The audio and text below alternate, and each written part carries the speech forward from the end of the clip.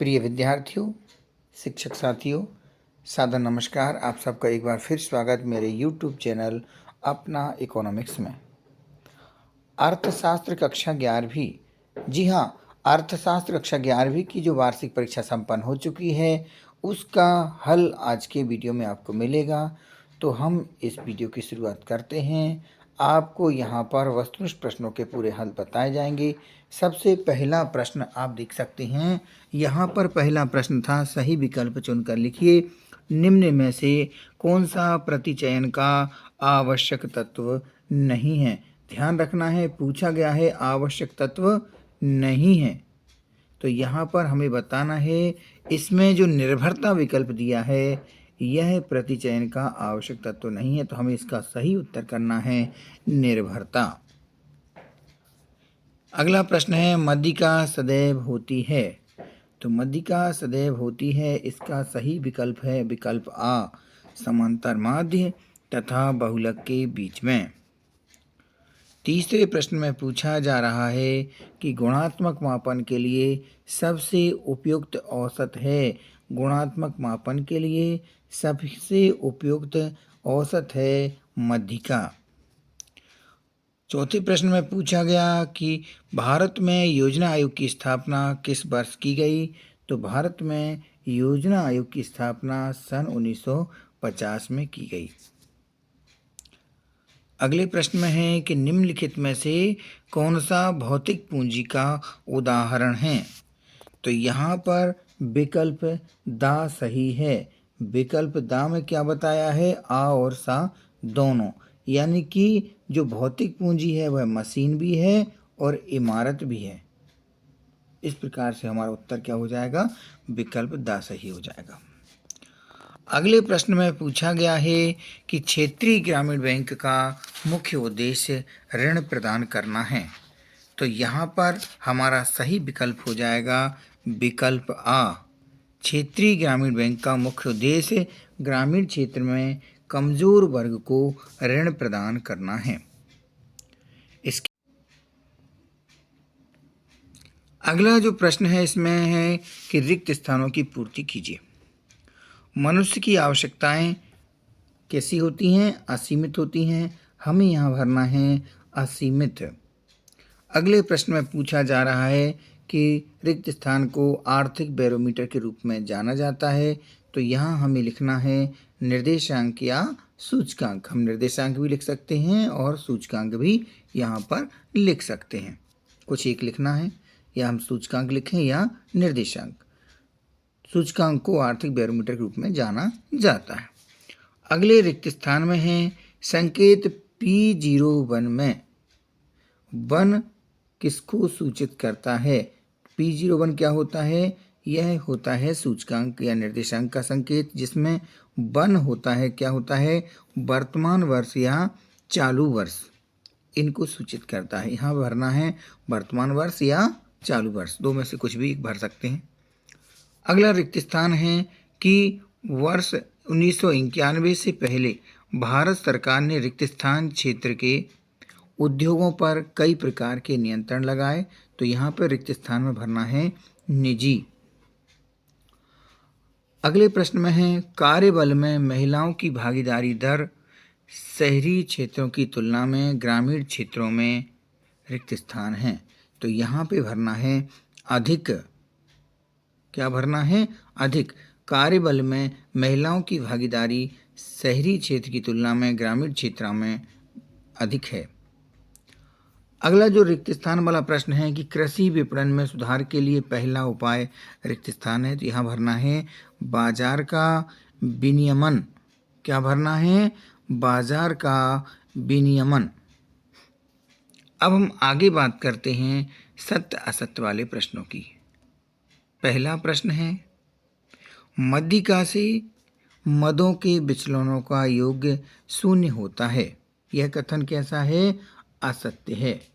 यह कथन हमें कैसा करना है, असत्य करना है, तो ये हो जाएगा पहला वाला प्रश्न हमारा असत्य। ठीक है।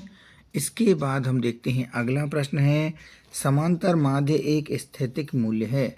समांतर माध्य एक स्थैतिक मूल्य है, यह कथन भी हमारा कैसा है, यह कथन भी हमारा असत्य है।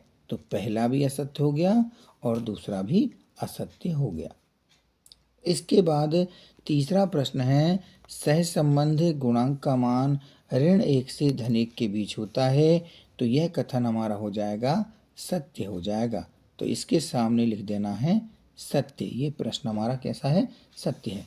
तो पहला सत्य हो गया, दूसरा सत्य हो गया और तीसरा जाके सत्य हो गया।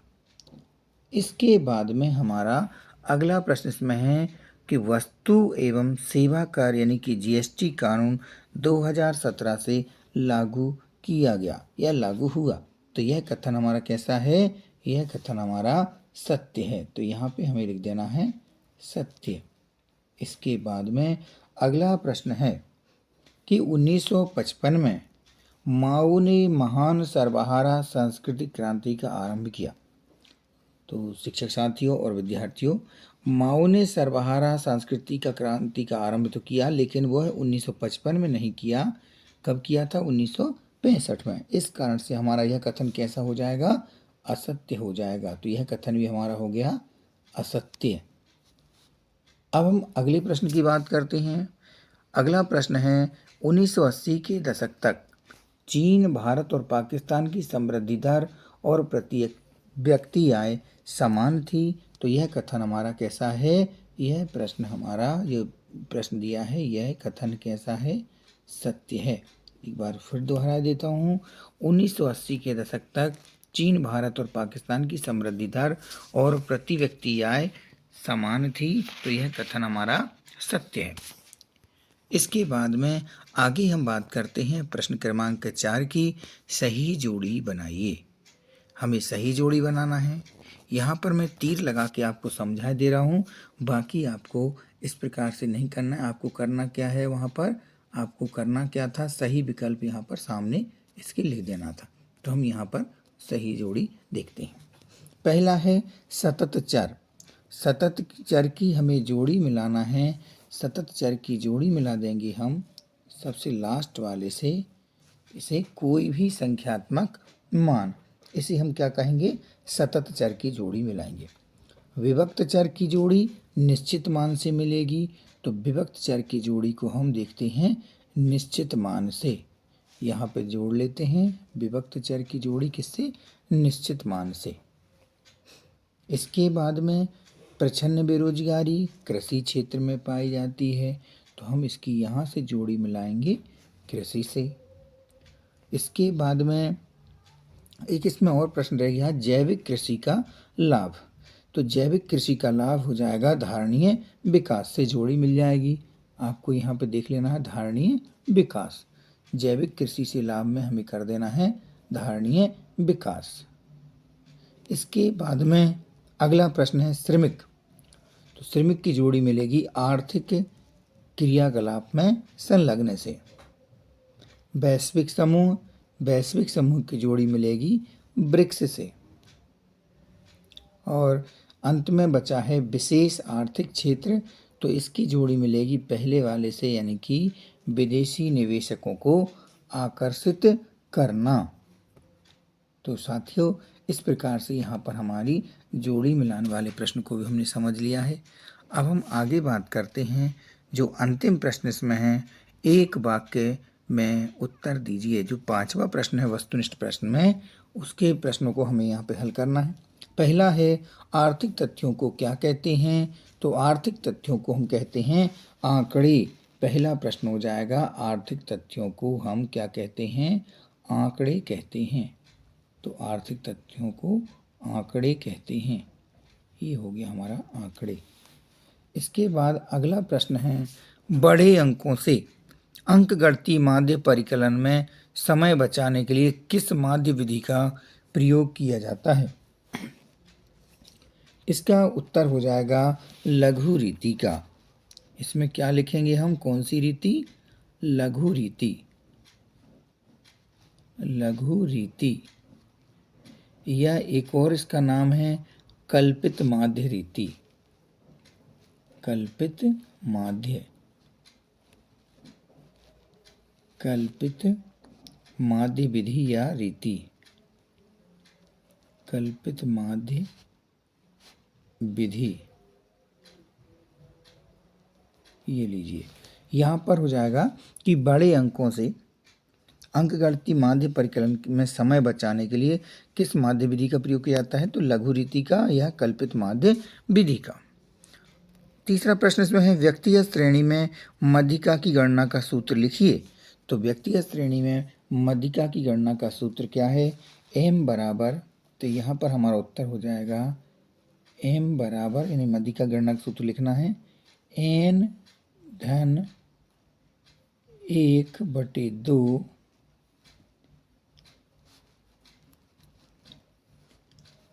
इसके बाद यहाँ पे हमें लिखना है बे पद का मान, बे पद का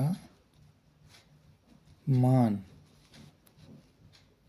इस प्रकार से हमारा ये उत्तर हो गया, बे पद का मान। m बराबर n धन 1/2 बे पद का मान।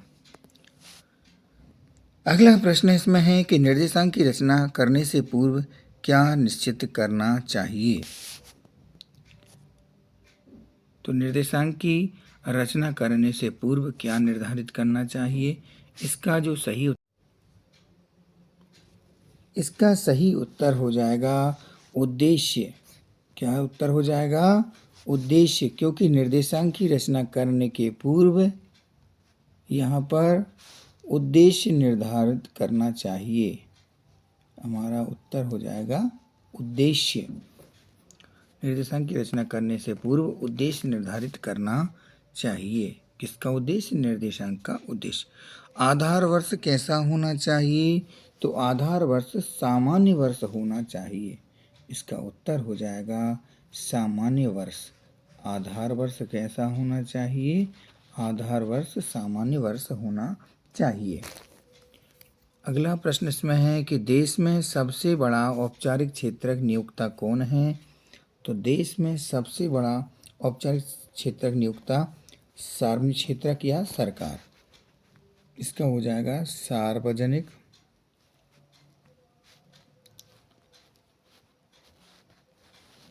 क्षेत्रक,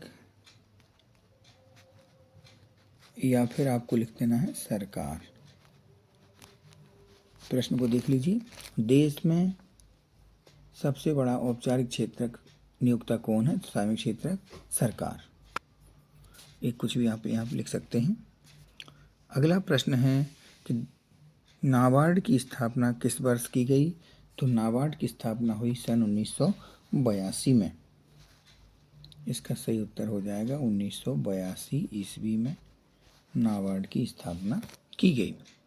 तो साथियों, यहाँ तक आपके वस्तुनिष्ठ प्रश्नों की तैयारी हो गई है। मतलब आपने देख लिया है कि कैसे कैसे आपको इनके उत्तर लिखना थे, आप करके आ गए होंगे। और हमारे शिक्षक साथी जो इसको मूल्यांकन करेंगे उनको भी ये समझ में आ गया होगा कि मूल्यांकन हमें किस प्रकार से करना है। यह वीडियो आगामी वर्ष के छात्रों के लिए उपयोगी है, क्योंकि उन्हें यह समझ में आ जाएगा कि किस प्रकार के प्रश्न पूछे गए थे, उनके क्या उत्तर थे। आगे के प्रश्नों को आप यहाँ पे देख सकते हैं कि किस प्रकार के ये प्रश्न पूछे गए। आप चाहें तो इन प्रश्नों को नोट कर सकते हैं, देख सकते हैं। तो ये प्रश्न पत्र पूरे मध्य प्रदेश में तो नहीं गया होगा, पर जिन छात्राओं को मिला हो, सरकारी स्कूलों में पढ़ने वाले विद्यार्थियों को मिला होगा, तो उनके लिए यह वीडियो काम का हो सकता है, जिनको इस कोड का प्रश्न पत्र मिला हो। आप देख सकते हैं इस प्रश्न पत्र में जो पहले पेज पर ये कोड लिखा होगा, ये आप देख सकते हैं हर पेज पर दिया है। जैसे इसमें कोड दिया है 11063। इस कोड का प्रश्न पत्र जिसे मिला हो तो उन सबको ये काम का है। ये इसमें से देख सकते हैं। तो यहाँ पर आपको ये पूरे प्रश्नों से आप अवगत भी हुए कैसे कैसे प्रश्न पूछे गए। तो मैंने आपको यहाँ पर वस्तु प्रश्नों को समझाने का प्रयास किया है। यदि फिर भी इन हल के बारे में कोई आपकी बात और हो, कुछ आपको लग रहा हो कि किसी प्रश्न का उत्तर बदलना है, संभावित है, तो आप कमेंट बॉक्स में कमेंट ज़रूर लिखें, ताकि मैं भी समझ सकूं कि हो सकता है कोई मेरी तरफ से भी उत्तर को ऐसा बता दिया गया है जिसका कोई और भी उत्तर हो सकता है।